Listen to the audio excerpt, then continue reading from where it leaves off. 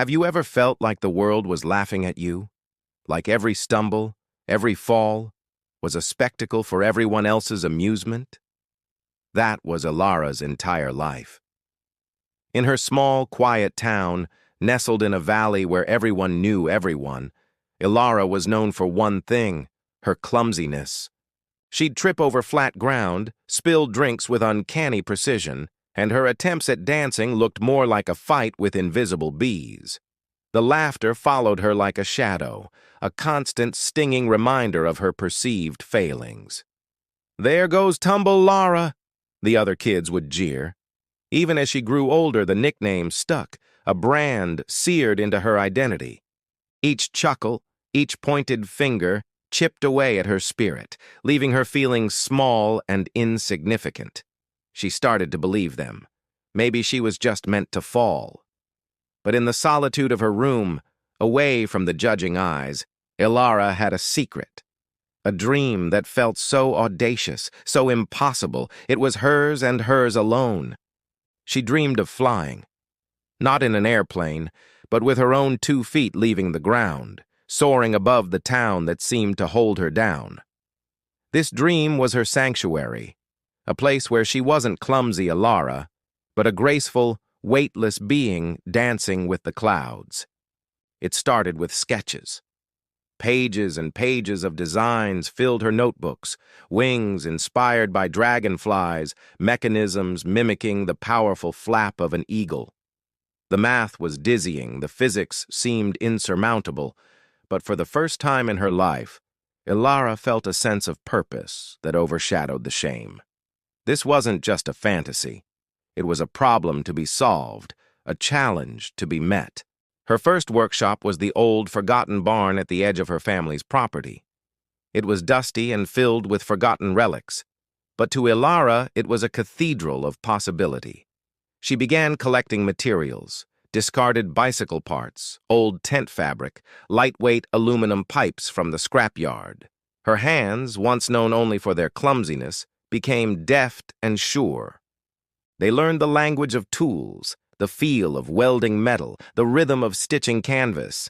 The work was grueling. There were countless failures. Early prototypes were too heavy, the wing structures too fragile. She'd hoist a contraption, take a running start, and inevitably end up in a heap of tangled fabric and twisted metal.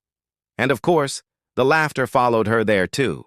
People would pass by, see her latest spectacular failure, and shake their heads. "Still trying to fly, Tumble Lara? Maybe try walking first." The words hurt, but something had shifted inside her. The sting was still there, but it was now fuel for a fire that burned brighter than ever. She was no longer just falling, she was experimenting. Every crash was a lesson, every broken piece of metal was a data point. The breakthrough came not from a complex new design, but from a moment of simple observation. One afternoon, defeated after a particularly nasty fall, she watched a maple seed, a helicopter, twirl gracefully to the ground. It didn't fight the air, it danced with it. It used its unique shape to create lift, to control its descent. It wasn't about brute force, she realized. It was about harmony. That night, she redesigned everything.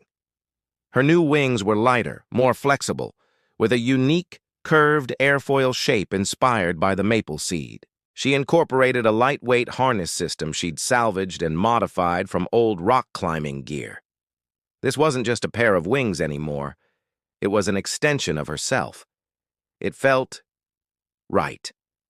The day she chose for her final test was gray and overcast, the wind steady but gentle. She hauled her creation to the highest point of Miller's Ridge, the cliff overlooking the entire town. As word spread, a small crowd gathered at the base of the ridge. The usual whispers and snickers rippled through them. This is going to be her biggest fall yet. Someone should stop her. For a moment, looking down at them, the old fear crept back in. The face of every person who had ever laughed at her flashed in her mind. Her hands trembled. But then, she looked at her wings. She felt the familiar weight of the harness, the product of countless hours, of sweat and frustration and unyielding hope. This was for her, not for them.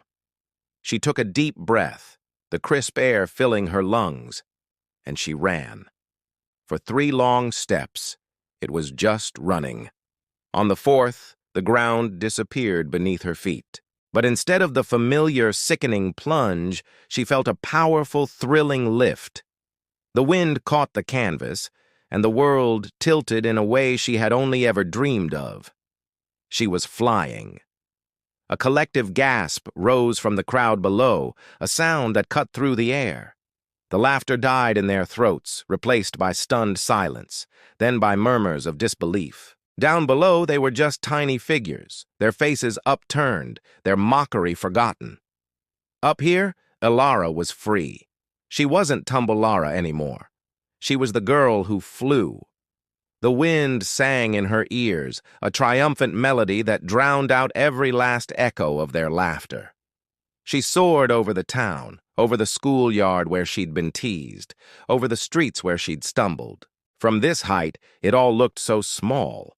She had spent her life defined by her falls, but it was the courage to get up one more time, to aim for the sky itself, that had finally taught her how to fly. Her story reminds us that what others see as our weaknesses can often hide the seeds of our greatest strengths. They may laugh when you fall, but you are the only one who can decide when it's time to fly. Thank you so much for watching and sharing this journey with us. If this story moved you, don't forget to like, subscribe, and hit that notification bell for more inspiring content. We'll see you in the next video.